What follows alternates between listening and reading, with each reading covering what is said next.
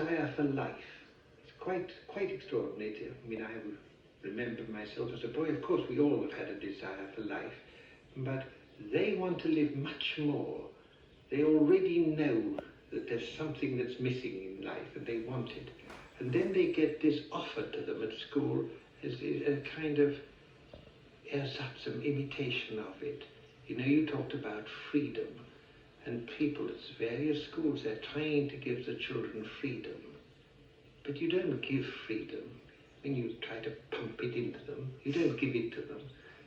They've got to get the freedom from inside themselves. And they don't know how to do that. And you know very well that that's the thing that we're after here.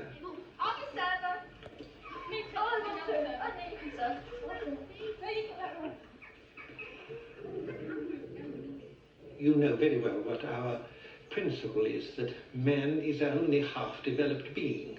That whatever education he has, he remains only half-developed. This potential in him has got to come out. And the way we live at the present time just doesn't make this possible.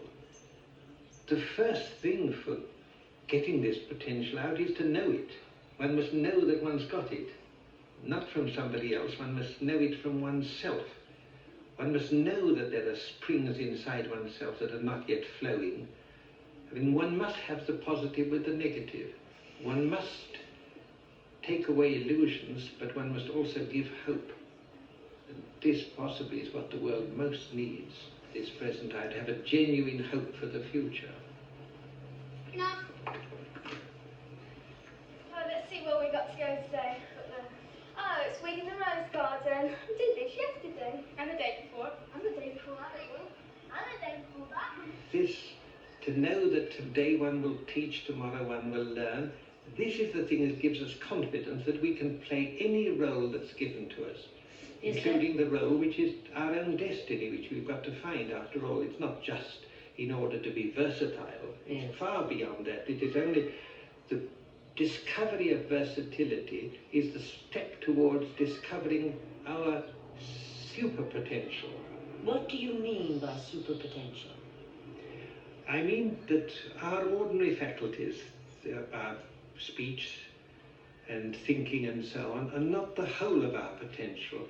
We have the possibility of other perceptions, as you know. And this is one of the remarkable things, that in this relatively short time, people began to be aware that they could be in contact with one another, they could understand one another without words. This is the beginning of the emerging of the super potential. And I think it's particularly important at this time, because with the world as it is, we're going to need other means of communication, not through words, not from the outside.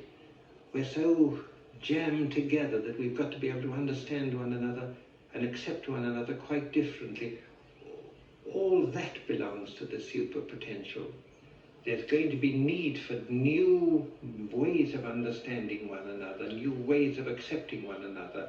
We're moving into a new kind of society.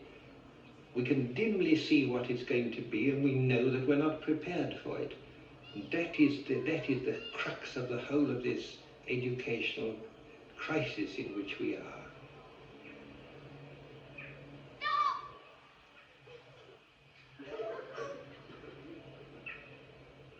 So here I